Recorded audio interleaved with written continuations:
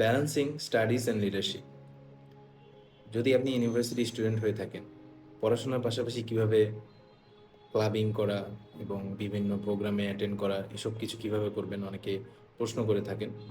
তো সেই ক্ষেত্রে আমি যেটা মনে করি যে পড়াশোনাটা হলো আমাদের মূল প্রায়োরিটি থাকা উচিত, এবং এর পাশাপাশি যতটুকু সময় আছে সেটা আননেসেসারি কোনো কাজে না ব্যয় করে আমরা আমাদের ক্যারিয়ারের দিকে যদি ফোকাস থাকি, কোন দিকে আমরা ক্যারিয়ারটা করতে যাচ্ছি সেই রকম ইভেন্টের সাথে আমরা যদি যুক্ত থাকি, সেরকম ক্লাবগুলোর সাথে যদি আমরা যুক্ত থাকি, তাহলে এটা অনেক বুস্ট আপ করে।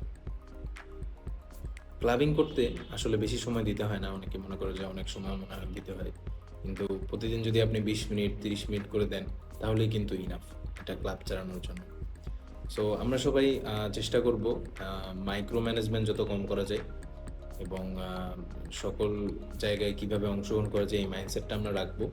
ইনশাল্লাহ আমি মনে করি যে আপনারা নিজেরাই নিজেদের টাইম টেবিলটা মেনটেন করতে পারবেন।